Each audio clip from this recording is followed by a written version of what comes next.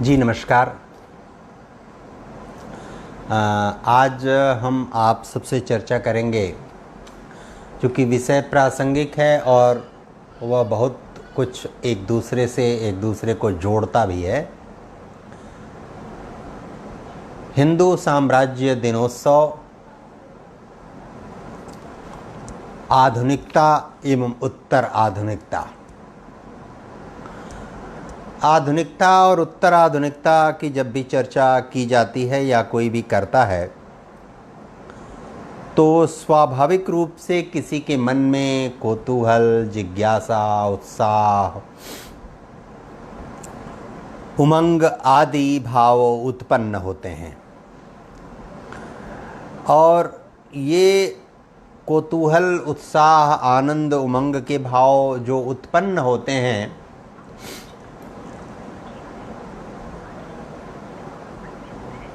वह इसलिए उत्पन्न होता है कि व्यक्ति के मन में इस अवधारणा को लेकर, इस अवधारणा के व्यवहार को लेकर अनेक प्रकार की भ्रांति, अनेक प्रकार के सकारात्मक बातें जुड़ी हुई हैं। और इसलिए जब वो आधुनिकता की बात सुनता है और उसके आगे उत्तर आधुनिकता की बात सुनता है, तो बिना समझे बूझे जाने वो उसके आगोश में आने के लिए बेचैन, व्यग्र और व्याकुल हो जाता है। और यह युवा मन में स्वाभाविक रूप से होता ही है। जिसकी आयु बहुत नहीं है, जो परिपक्व नहीं है, वैचारिक दृष्टिकोण और उस वैचारिक दृष्टिकोण से उपजने वाले व्यवहार और उस व्यवहार का सामाजिक प्रतिफलन, यह बहुत कुछ अपने आप में व्यक्त करता है। आज चूंकि प्रासंगिक है, आज ही के दिन हिंदू पद पातशाही की स्थापना महाराज शिवाजी ने किया था 1674 ईस्वी में। और जब उन्होंने इसकी स्थापना किया, तो आज की जो तिथि है त्रयोदशी ज्येष्ठ की, इस तिथि को किया था। और उनका जो साम्राज्य दिनोत्सव है वो इस अर्थ में महत्वपूर्ण है कि दुनिया में जो भी साम्राज्यों की स्थापना हुई है, मैं उस पर बहुत विस्तार में नहीं जाऊंगा, क्योंकि राष्ट्रीय स्वयंसेवक संघ के जो 6 उत्सव हैं, उसमें वर्ष प्रतिपदा यानी वर्ष का जब व्यावहारिक, वैज्ञानिक, अत्यधिक तार्किक, प्रकृति के नियमों के अनुसार वर्ष का प्रारंभ वर्ष प्रतिपदा के दिन होता है, वह पहला दिन पहला उत्सव है। दूसरा गुरु पूर्णिमा का उत्सव होता है, और यह उत्सव सामान्यतया जुलाई के प्रथम या द्वितीय सप्ताह में पड़ता है, तिथि के अनुक्रम में। तीसरा उत्सव होता है रक्षाबंधन का, भाईचारा, प्रेम, सौहार्द, मेल मिलाप का, बहन भाई का, भाई भाई का। चौथा उत्सव है हिंदू साम्राज्य दिनोत्सव, छत्रपति शिवाजी महाराज से जो जुड़ता है। पांचवा विजयादशमी का उत्सव है, जिसके बारे में किसी को कुछ कहने की आवश्यकता नहीं है। और छठा उत्सव है मकर संक्रांति का, और ये वर्ष का आखिरी महत्वपूर्ण उत्सव संगठन की दृष्टि से होता है। हिंदू साम्राज्य दिनोत्सव का महत्व इस अर्थ में है कि दुनिया में इकलौता ऐसा साम्राज्यवादी विस्तार और साम्राज्य की स्थापना का एकमात्र ऐसा अवसर और दिन है जो अनीति, अन्याय, हिंसा, कपट और मनुष्य के प्रति मनुष्य की कुंठा, हताशा आदि को लेकर स्थापित करने की ओर बढ़ा। कितने किलों को फतह किया पश्चिमी क्षेत्र में, भारत के सह्याद्री के इलाके में, कर्नाटक से लेकर वर्तमान गोवा, महाराष्ट्र, आंध्र प्रदेश के बहुत सारे हिस्से में, गुजरात के कुछ हिस्से में कितने क्षेत्र को उन्होंने अपने प्रभाव में लिया, ये महत्वपूर्ण नहीं है। प्रभाव किन कारणों से लेना पड़ा और क्यों लिया उन्होंने, यह सबसे महत्वपूर्ण और उल्लेखनीय बात है। और वो अपने पिता को बीजापुर के शासक द्वारा बंदी बना लिए जाने, उनको चेतावनी देने की भी परवाह नहीं करते और हिंदू साम्राज्य की स्थापना की एक परिकल्पना को पूरा करते हैं। वो चाहे रोहिदेश्वर का दुर्ग हो, रायगढ़ का दुर्ग हो, चाकन का दुर्ग हो, कोडना का दुर्ग हो, पुरंदरपुर का दुर्ग हो, चाहे जितने भी दुर्ग और किले उन्होंने फतह किए हों, वे सारे किले जो फतह किए वो एक विशेष उद्देश्य, एक विशेष लक्ष्य और पापियों के उत्साह और मनोबल को तोड़ना उनका मुख्य लक्ष्य और उद्देश्य था। और इस उद्देश्य को पूरा करने के लिए कैसे कोई व्यक्ति अपने समाज, अपने राष्ट्र, अपनी मातृभूमि की बेहतरी के लिए, अच्छाई के लिए, उसके यश कीर्ति के लिए अपना सब कुछ दांव पर लगाकर कूद पड़ता है और आगे बढ़ने के लिए उद्वेलित होता है। एक तरफ यह भारत का पक्ष है और यह भारत का पक्ष उस कालखंड में है जिस कालखंड में 1627 से लेकर 1680 का जो कालखंड है, वह कालखंड यूरोप में आधुनिकता और शास्त्रीय आधुनिकता का, यानी आधुनिकता के जो 3 चरण हैं, आरंभिक आधुनिकता, शास्त्रीय आधुनिकता और उत्तर आधुनिकता, उस आधुनिकता का मध्यवर्ती कालखंड है जब यूरोप में आधुनिकता के आगोश में युवा वर्ग और प्रौढ़ वर्ग सन्नद्ध है, बेचैन है, परेशान है, अपने स्वच्छंदता को लेकर, अपनी स्वतंत्रता को लेकर बेचैन और व्याकुल है। वह कालखंड है जब शिवाजी अपने भारत में ऐसे साम्राज्य की स्थापना करना चाहते हैं जो साम्राज्य सामान्य जन से लेकर सभी वर्ग के लोगों के कल्याण, मानवता के कल्याण के लिए, जीव मात्र के कल्याण के लिए कार्य कर रहा हो। न किसी शासक के द्वारा किसी के ऊपर दमन चक्र चलाया जाए, इससे आक्रोशित थे वो, इसको तिरोहित करना चाहते थे, इसको नष्ट करना चाहते थे। न कोई पद दलित हो, न कोई पीड़ित हो, न कोई परेशान हो, और ऐसी शासन व्यवस्था को उखाड़ फेंकना उनका लक्ष्य था। ऐसी शासन व्यवस्था की स्थापना करना जो जमीन से जुड़े लोगों के कल्याण की, उनके मंगल की और उनके सुख की कल्पना करता हो। और इसलिए चाहे औरंगजेब से लड़े हों, चाहे आदिल शाह से लड़े हों, चाहे बीजापुर के सुल्तान से लड़े हों, चाहे जो भी उसके घटनाक्रम ऐतिहासिक पक्ष हैं, उसके विस्तार में जाने का यहाँ अवसर नहीं है। लेकिन एक तरफ हम इसका जब मूल्यांकन करते हैं उनके कालखंड की, 1627 से लेकर 1680 की, 1674 के कालखंड की जब हम तुलना करते हैं, उनके द्वारा गढ़ों का और किलों के दुर्गों पर आधिपत्य और प्रभाव जमाने के कार्यक्रम की, रूपरेखा की, गोरिल्ला युद्ध की, शिव सूत्र की हम चर्चा करते हैं। माता जीजाबाई के विषय में जब जानने की हम चर्चा करते हैं, संभाजी के बारे में जानने की जब चर्चा करते हैं, उनके पिताजी के बारे में जानने की जब चर्चा करते हैं, एक यह पक्ष है भारत का उज्जवल, श्रेष्ठ, कर्मशील पक्ष, और एक दूसरा पक्ष है आधुनिकता के शास्त्रीय कालखंड का जो यूरोप में घटित हो रहा था। भारत ही नहीं, दुनिया के विचार करने वाले, चिंतन करने वाले अधिकांश लोग इस बात से ठीक से परिचित हैं कि दुनिया में आधुनिकता किस कारण से आई। और आधुनिकता के आने का कारण था उत्तर पारंपरिक कालखंड, जिसे आप कहते हैं आधुनिकता को, उत्तर औद्योगिक कालखंड, जिसे हम कहते हैं पूंजीवाद का चरम कालखंड, जिसको हम कहते हैं औद्योगिकरण का चरम कालखंड, जिसको हम कहते हैं धर्मनिरपेक्षता का चरम कालखंड। यह वह कालखंड है जो व्यक्ति स्वच्छंदता को ओढ़कर उसके पक्ष में सभी प्रकार के तर्क गढ़ता है, और वह तर्क गढ़ते समय वह भूल जाता है कि इसके पीछे प्रकृति है, सृष्टि है, मानवता है, जीव है, कुछ अच्छा या बुरा भी है। आखिर जब कोई व्यक्ति किसी चीज के आग्रह पर, किसी चीज के पीछे दौड़ता है, भागता है, परेशान होता है, तो उसमें कुछ न कुछ उसको अच्छाई दिखती है, उसकी दृष्टि में अच्छाई दिखती है। लेकिन दुनिया में और समाज में कुछ सार्वभौमिक अच्छी चीजें होती हैं जो व्यक्ति की देखने के दृष्टिकोण से तय नहीं होती, वो समूचे समाज के देखने के दृष्टिकोण से तय होती हैं।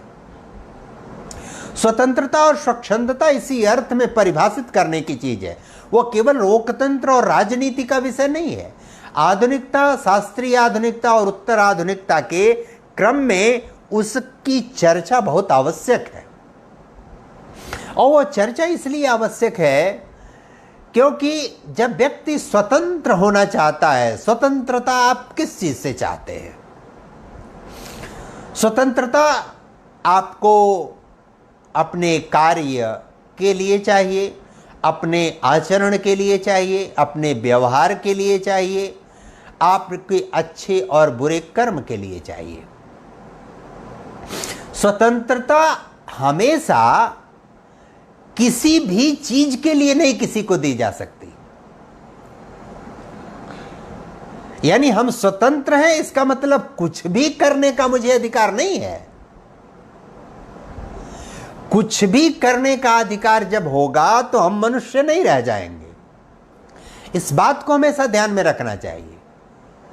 और अगर हम कुछ भी करने के लिए स्वतंत्र नहीं हैं तो निश्चित रूप से हमारी अच्छी आदतों के लिए हमको स्वतंत्रता होती है, हमारी बुरी आदतों के लिए हमको कोई स्वतंत्रता नहीं होती। और यह अच्छी आदत और बुरी आदत स्वयं वह व्यक्ति नहीं तय कर सकता, क्योंकि व्यक्ति जब तय करेगा वो तो अपने सुख के हिसाब से, अपने आनंद के हिसाब से, अपने शारीरिक और मानसिक सुख जिसमें प्राप्त होता उसके हिसाब से तय करेगा। लेकिन जब लोक और समाज अच्छाई और बुराई तय करता है तो वह अच्छाई और बुराई व्यापक समुदाय और समाज के हित में तय करता है। और इसलिए हम स्वतंत्र होते हैं अच्छे कार्यों के लिए।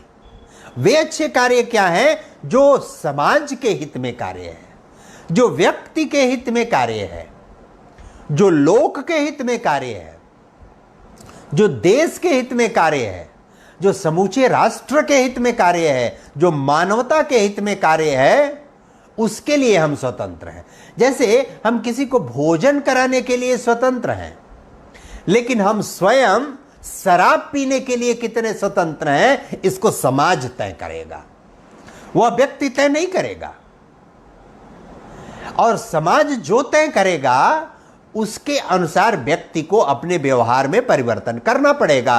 और इस नाते व्यक्ति स्वतंत्र नहीं हो सकता, मानवता स्वतंत्र नहीं हो सकती। पृथ्वी का कोई तत्व, जीव, पदार्थ कभी भी 100% स्वतंत्र नहीं हो सकता। इन सभी को उनके सकारात्मक, सृजनात्मक और अच्छे कार्यों के लिए स्वतंत्रता प्रकृति भी देती है, समाज भी देता है, देश भी देता है, राष्ट्र भी देता है। लेकिन इनके किसी भी बुरे कार्यों के लिए न तो प्रकृति इनको स्वतंत्रता देती है, जैसे आप पेड़ काटना बुरा कार्य है, प्रकृति इसके लिए आपको आजादी नहीं देती। हिंसा करना बुरा कार्य है, समाज और संविधान आपको इसकी आजादी नहीं देती। व्यभिचार करना बुरा है, बेईमानी करना बुरा है, भ्रष्टाचार करना बुरा है, इसके लिए समाज, लोक, दुनिया हमको आजादी नहीं देती।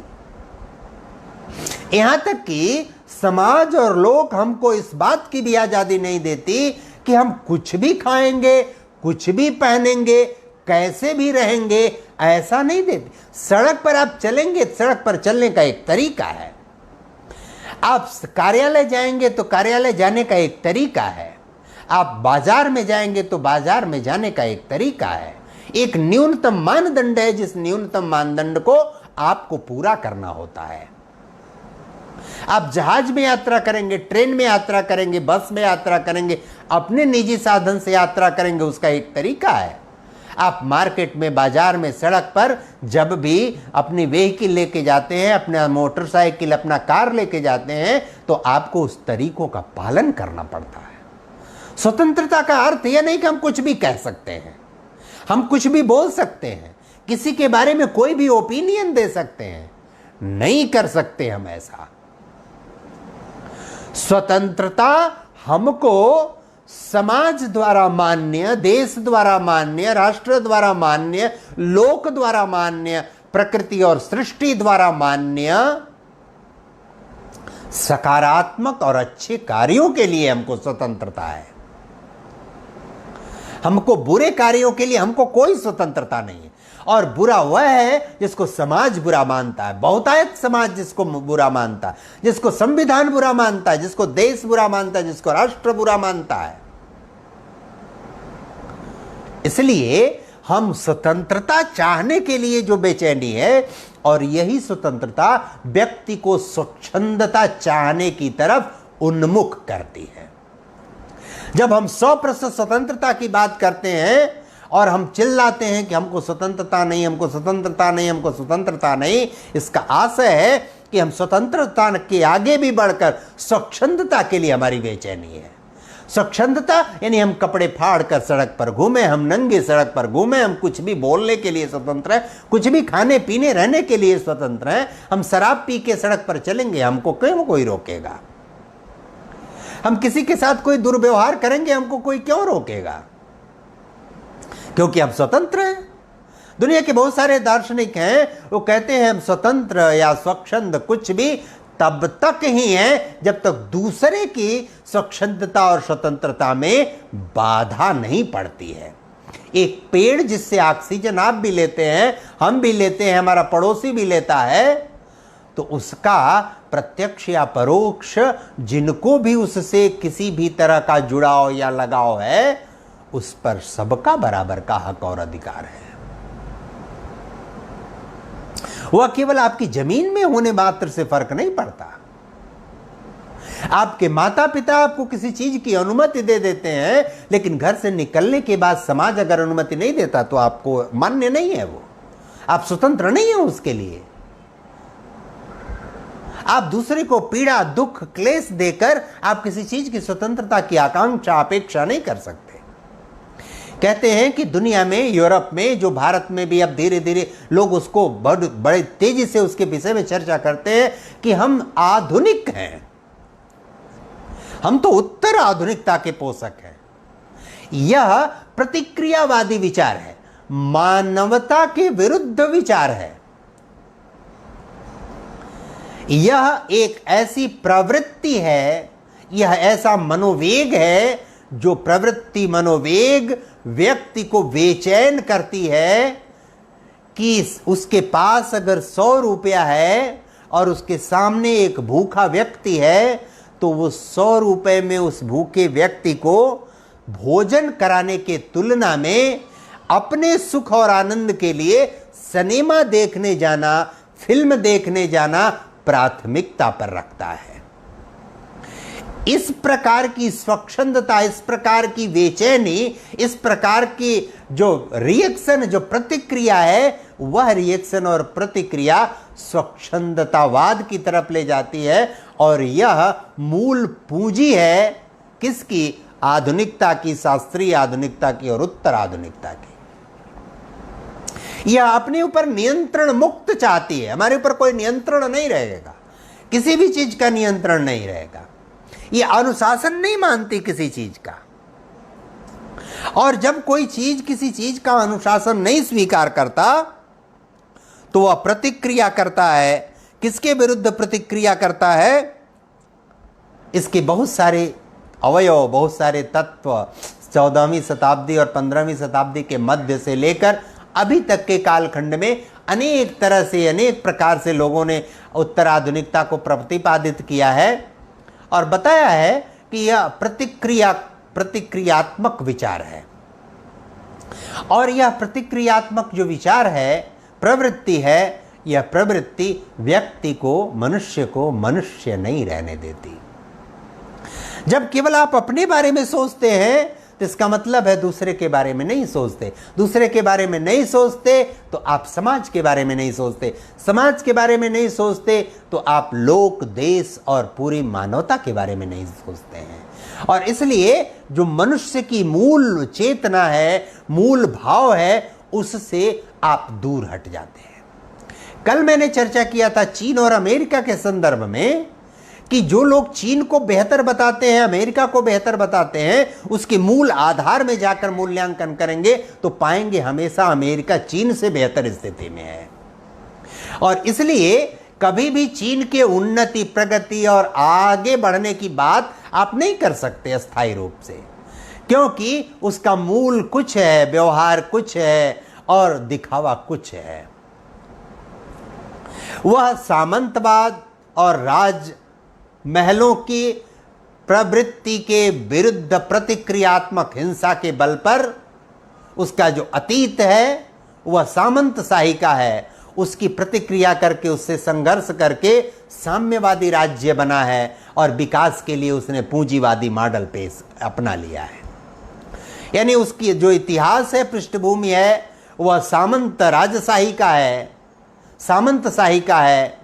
उसकी स्थापना, उसका इस्टेब्लिशमेंट जो है वो साम्यवादी है। उसका सिद्धांत और नियम साम्यवादी है और उसका विकास का जो मॉडल है, जो आर्थिक और अवस्थापनात्मक विकास का केवल मॉडल है, वह पूंजीवादी है। इन तीनों में साहचर्य और समन्वय नहीं हो सकता। इसलिए लंबे कालखंड तक चीन का सर्वाइवल संभव नहीं है। लंबे कालखंड तक चीन इसी स्थिति में नहीं रहेगा, छिन्न भिन्न होगा, नष्ट होगा, टूटेगा।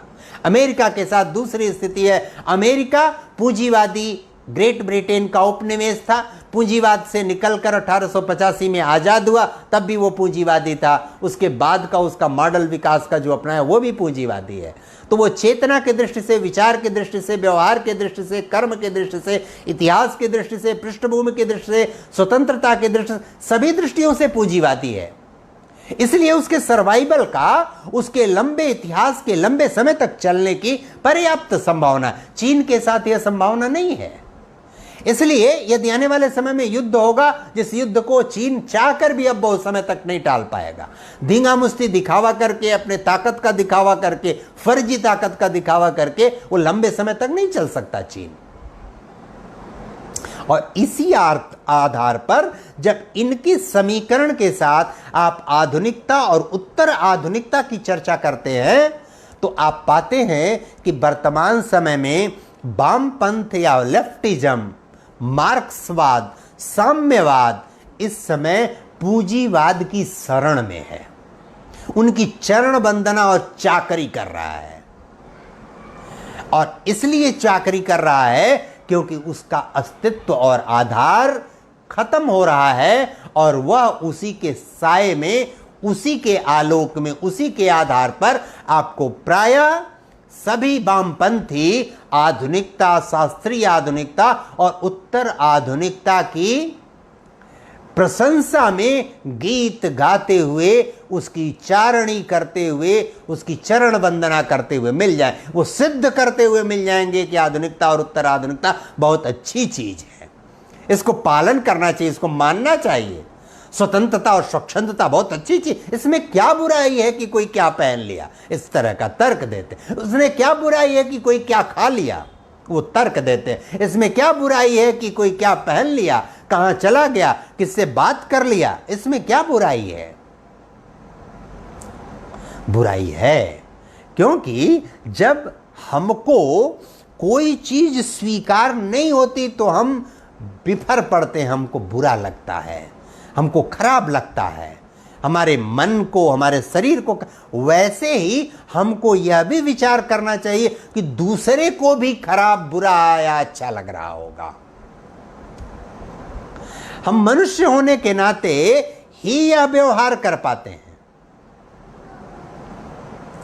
इसलिए आने वाले समय में यदि अमेरिका और चीन के बीच युद्ध होता है, वैश्विक युद्ध होता है, महायुद्ध होता है, तो इस युद्ध में इस मूलभूत और आधारभूत बात का व्यापक प्रभाव पड़ेगा ही, यह तय है। और जो दार्शनिक दुनिया के हुए हैं, उन दार्शनिकों ने देकार्त, सार्त्र, जर्मन सारे बहुत सारे दार्शनिक, इनकी प्रतिक्रिया स्वरूप जो वास्तव में शास्त्रीय दार्शनिक दृष्टिकोण रखने वाले लोग हैं, वे शास्त्रीय दार्शनिक दृष्टिकोण वालों की प्रतिक्रिया स्वरूप आधुनिकता, उत्तर आधुनिकता और शास्त्रीय आधुनिकता आई है।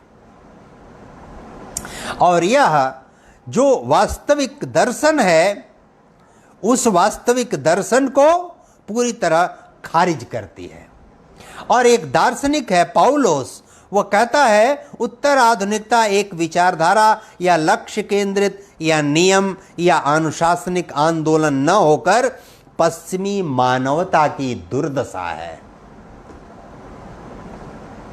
उस पश्चिमी मानवता की दुर्दशा की चाकरी करने में पश्चिमी मानव की दुर्दशा है। लेकिन अमेरिका और चीन के संदर्भ में जब आप तुलना करेंगे तो मानवता की दृष्टि से उससे भी पतित अवस्था में चीन पहुंच रहा है।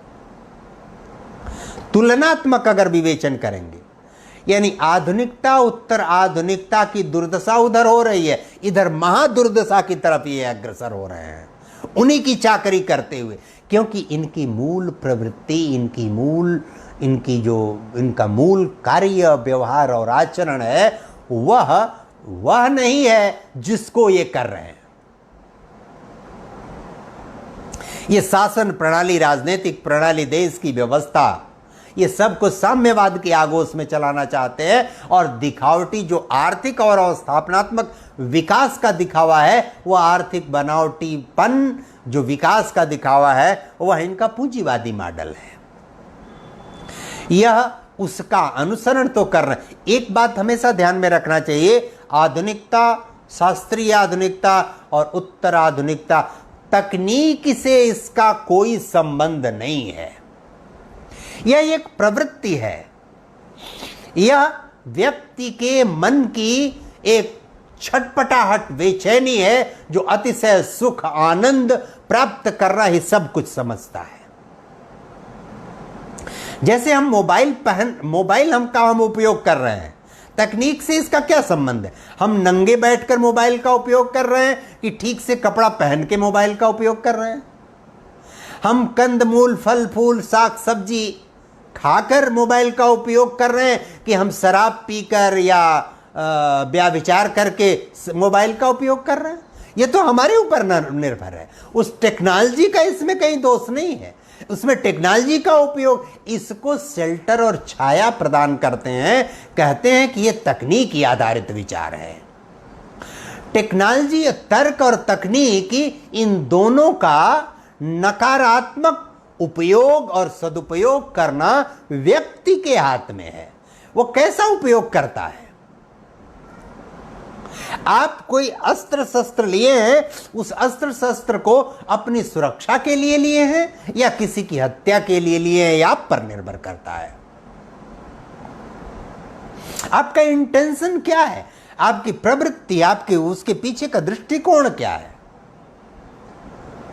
यह जो दृष्टिकोण है वह बहुत नकारात्मक दृष्टिकोण है। स्वच्छंदतावाद और स्वतंत्रता केवल और केवल आपके अच्छे कार्य व्यवहार के लिए है। अच्छा कार्य और व्यवहार क्या है? यह लोक, यह समाज, यह देश और राष्ट्र और मानवता तय करती है। आप नहीं तय करते हैं कि अच्छा क्या है और बुरा क्या है। स्वतंत्रता अर्थात आपको आधी स्वतंत्रता है, आधे चीजों में स्वतंत्रता नहीं है। स्वच्छंदता आपको 100% नहीं है। इन्हीं दोनों की 100% मांग करता है। 100% स्वतंत्रता की मांग आरंभिक आधुनिकता और शास्त्रीय आधुनिकता करता है, और 100% स्वतंत्रता और 100% स्वच्छंदता की मांग उत्तर आधुनिकता करता है। यह स्वीकार्य और मान्य नहीं हो सकता। जो समाज और दो दुनिया, आधुनिकता, उत्तर आधुनिकता और शास्त्रीय आधुनिकता के आलोक में 100% स्वतंत्रता और 100% स्वच्छंदता स्वीकार कर लेगा, वह व्यक्ति, वह समाज, वह देश, वह राष्ट्र नष्ट हो जाएगा, खत्म हो जाएगा, समाप्त हो जाएगा, उसका अस्तित्व मिट जाएगा। और इसी अर्थ में 100% स्वतंत्रता और 100% स्वच्छंदता की मांग जब आरंभिक आधुनिकता, शास्त्रीय आधुनिकता और उत्तर आधुनिकता करती है, तो इसका मतलब है कि वो प्रकृति और सृष्टि का विनाश करना चाहती है, वो समूचे संसाधनों का नाश करना चाहती है, वो व्यापक पैमाने पर प्रदूषण फैलाना चाहती है। जल प्रदूषण, वायु प्रदूषण, मृदा प्रदूषण, सभी प्रकार के प्रदूषण फैलाना, सांस्कृतिक प्रदूषण, राजनीतिक प्रदूषण, सामाजिक प्रदूषण, मनोवैज्ञानिक प्रदूषण, इस सभी प्रकार के प्रदूषण व्यापक पैमाने पर फैला देना चाहती है। और यह फैलाना प्रकृति को भी विध्वंस करने, प्रकृति को भी नष्ट करने की तरफ ले जाता है। जब लोग कहते हैं इसको पालन करने वाले, इसको प्रोटेक्ट करने वाले, आधुनिकता, शास्त्रीय आधुनिकता और उत्तर आधुनिकता की पक्ष में बात करने वाले जब तर्क करते हैं, कहते हैं इसका समय से नहीं संबंध है, यह तो पूंजीवाद का व्यावहारिक पक्ष है। जो व्यावहारिक पक्ष समाज से जोड़ता है इस बात को, इसके व्यवहार को, यानी समाज के व्यवहार और कार्य को पूंजी पर आरोपित करता है और पूंजी के आरोप, कार्य, व्यवहार और आचरण को समाज पर आरोपित कर, यह एक ऐसे प्रकार की प्रवृत्ति है। इसका समय से, आधुनिक कालखंड से संबंध नहीं मानना चाहिए, ये वो तर्क करते हैं। आप आधुनिक कालखंड से इसका साम्य नहीं स्थापित करेंगे तो फिर आप कैसे कह सकते हैं कि पहले आधुनिकता, आधुनिकता को 3 भागों में भी बांटते हैं, आरंभिक आधुनिकता, शास्त्रीय आधुनिकता, उत्तर आधुनिकता। आप अगर ये इसका कालखंड समय के संदर्भ में यह नहीं है तो फिर इसका ये 3 विभाजन आप किस आधार पर कर देते हैं समय को ही लेकर। 14.5वीं यानी 1447-45 ईस्वी से लेकर और अब तक के इन कालखंड को 3 भागों में आप बांट कर फिर निर्णय क्यों करते हैं, विचार क्यों करते हैं, तर्क क्यों करते हैं? इस दृष्टि से आप जब यूरोप इंक्लूडिंग अमेरिका और चाइना का मूल्यांकन करते हैं तो इस समय यह तीनों प्रवृत्तियां, आरंभिक आधुनिकता, शास्त्रीय आधुनिकता और उत्तर आधुनिकता के आगोश में साम्यवाद और वामपंथ है और पूंजीवाद का विकास का जो भौतिक मॉडल है उसको अपनाने के कारण वह पूंजीवाद की चाकरी करने के लिए आज विवश है और यह विवशता उसको ठीक ढंग से खाएगी, नष्ट करेगी। अमेरिका और यूरोप को नष्ट होने में बहुत समय अभी लगेगा, लेकिन चीन बहुत जल्दी नष्ट हो जाएगा, क्योंकि चीन युद्ध चाह कर भी नहीं टाल पाएगा और वह अपने अंतर्द्वंद से इतना परेशान, विक्षिप्त और बेचैन है कि उसको खुद नहीं समझ में आ रहा है कि मैं क्या करूं। और इसी अंतर्द्वंद की बेचैनी के कारण व्यक्ति का और कोई देश गलत निर्णय करता है और निर्णय गलत पर गलत करता जाता है। इस अर्थ में हम जब आधुनिकता, उत्तर आधुनिकता का मूल्यांकन करते हैं तो वही वह कालखंड है, यानी आधुनिकता और उत्तर आधुनिकता के बीच का जो कालखंड है, यानी शास्त्रीय आधुनिकता का, वही कालखंड महाराज छत्रपति शिवाजी का कालखंड है। और उस कालखंड की दृष्टि से जब हम मूल्यांकन करते हैं तो भारत में उनके जो कार्य हैं, कुछ गुजरात में, सह्याद्री के इलाके में, महाराष्ट्र के इलाके में, कर्नाटक, गोवा के इलाके में, आंध्र प्रदेश के बहुत सारे हिस्सों में उनका जो कार्य है अनीति, अन्याय, अनैतिकता के विरुद्ध साम्राज्य की स्थापना होनी चाहिए। कोई पीड़ित, पद दलित और दुखी नहीं होना चाहिए। शासक और प्रजा का कोई भेद नहीं होना चाहिए। इस दृष्टि से एक सिस्टम, एक तंत्र विकसित करने की वो बात करते हैं जिसको संघ एक उत्सव के रूप में बनाता है। यह एक दृष्टिकोण है। एक यूरोप और अमेरिका आधारित आधुनिकता और उत्तर आधुनिकता का दृष्टिकोण है, और यह तीसरा एक दृष्टिकोण है जो सामंतवाद और राजशाही की पृष्ठभूमि से प्रतिक्रिया स्वरूप साम्यवादी व्यवस्था, एडमिनिस्ट्रेटिव मॉडल अपनाने वाले चीन का एक दृष्टिकोण है जो पूंजीवादी मॉडल से अपना आर्थिक और अवस्थापनात्मक विकास कर रहा है, लेकिन अपने सामाजिक और सांस्कृतिक राष्ट्रीय विकास और चेतना को साम्यवादी ही बनाए रखना चाहता है। इस अंतर्द्वंद का खामियाजा चीन को भुगतना पड़ेगा। और चाहे ताओ हो, चाहे कन्फ्यूशियस हो, चाहे बौद्ध हो, ये सब की जो मूल चेतना है वो सब एक है और वो भारत आधारित है। और इस नाते वह चीन के इस अंतर्द्वंद को वहाँ की जनता स्वीकार नहीं कर रही है, मान नहीं रही है। जबरदस्ती देश प्रेम और राष्ट्रीयता की भावना जगाकर, बताकर और दबाव और बलपूर्वक वहाँ की सरकार उनको नियंत्रण में किए हुए है। यह विस्फोट कभी भी हो सकता है। छिटपुट घटनाएं किसी भी राष्ट्र और समाज के लिए नियंत्रण करना आसान होता है, महाविस्फोट नियंत्रित नहीं होता।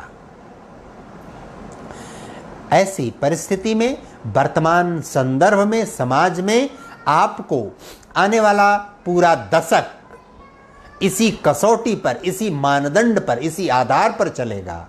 और शीत युद्ध का जो कालखंड है वो शीत युद्ध का कालखंड दिखावटी कालखंड था।